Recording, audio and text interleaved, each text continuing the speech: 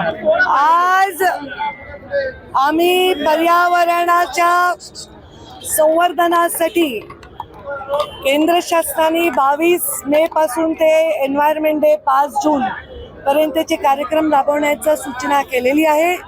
तसेच राज्य शासनाच्या पर्यावरण मंत्रालयाने देखील फार मोठ्या प्रमाणात सिंगल यूज प्लास्टिक एकल प्लास्टिकची जी प्रचंड वाढलेलं प्रदूषण आहे ते कमी करण्यासाठी मोहीम हातात घेण्याचं ठरवलेलं आहे। प्रधानमंत्री नरेंद्र मोदींनी देखील पुण्यश्लोक अहिल्यादेवी होळकरांच्या त्रिशताब्दी जयंती वर्षाच्या निमित्ताने पर्यावरणाला महत्त्व देण्याच्या संदर्भात एकल प्लास्टिकचा वापर 100% बंद करण्यासाठी पावलं उचलण्याचे निर्देश दिलेले आहेत। त्या अनुषंगाने आम्ही आज दगडूशेठ गणपतीच्या ट्रस्टला विनंती केली की आपण आमच्याबरोबर एन्व्हायरमेंटच्या या चळवळीमध्ये सामील व्हा।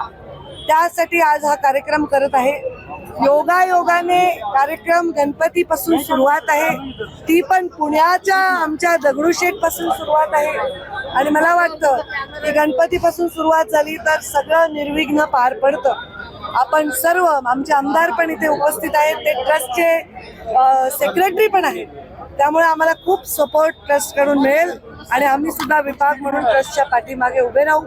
आणि इथे जे फूल विक्रेते आहेत त्यांना आम्ही आव्हान करणार आहे की तुम्ही प्लास्टिकचा वापर करू नका, पॉलिथिनचा वापर करू नका, त्यासाठी कापडी पिशव्या असं आम्ही आज इथे वाटप केलेले आहेत।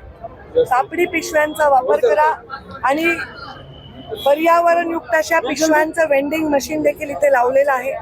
10 रुपयाचं कॉईन टाकून ते मशीन घेता येईल, पण ती पिशवी अनेक वेळा आपल्याला वापरता येईल आणि त्यामुळे आपण नो टू प्लास्टिक अशा प्रकारचा आता इथे संकल्प केला आहे आणि आम्ही आमदारांचे ट्रस्टचे आभार मानतो की या संकल्पनाला त्यांनी साथ दिली आणि पुढेही आमच्याबरोबर त्यांनी असंच काम करावं।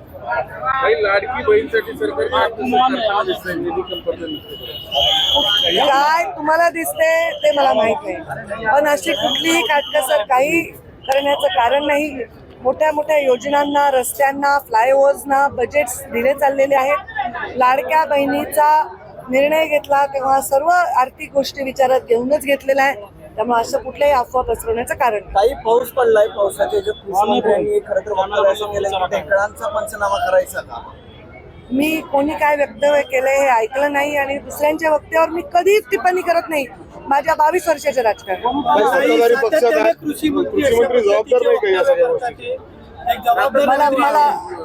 मी पर्यावरण मंत्री म्हणून पर्यावरणाला तुम्हालाही आव्हान करते, तुम्ही प्लास्टिक मध्ये डबे आणू नका, प्लास्टिक मध्ये तुमचे कॅमेरे सिंगल यूज मध्ये वापरू नका, तुमच्या माईकला पण तुम्ही प्लास्टिक सिंगल यूज वापरू नका।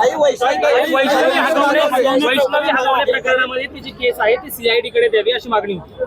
वैष्णवी आगवणेच्या घरी मी भेट दिली, तिच्या आईवडिलांना भेटले आणि तिच्यावर जी वेळ आली ती कोणत्याही मुलीवर या महाराष्ट्रात या देशात येऊ नये हीच माझी इच्छा आहे, पण तिला न्याय मिळाला पाहिजे आणि त्यामुळे तिला न्याय मिळायच्या प्रत्येक पावलात आम्ही त्यांच्या सोबत आहोत। ही जर चौकशी कुठे द्यावी, कोणाकडे द्यावी हा सर्वार्थाने निर्णय गृह मंत्रालय योग्य विचारांती घेणारच आहे, पण तिला न्याय मिळेल ह्याच्यात कुठलाही संदेह आमच्या मनात नाही। अनेक महिला समोर येत आहेत की महिला आयोगाकडे तक्रार केली, दखल घेतली गेली नाही, पोलीस दखल घेतली जात नाहीये, महिला आयोगावर सक्षम युक्ती हवा असं वाटत नाही का तुम्हाला? मला असं वाटतं की एक महिला जेव्हा तक्रार करते त्या तक्रारीचं गांभीर्य लक्षात घेऊन त्याच्यावर दखल घेणं हे कायद्याने क्रमप्राप्त आहे।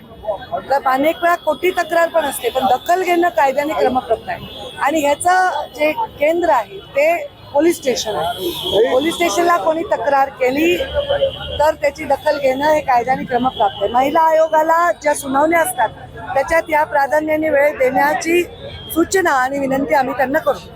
हगवणे असतील किंवा वाल्मिकीकरण लाडक्या बहिणीकडे तुम्ही लक्ष देत नाही, राज्य सरकार पण लाडक्या भाऊ म्हणजे धनंजय भाऊंकडे काय लक्ष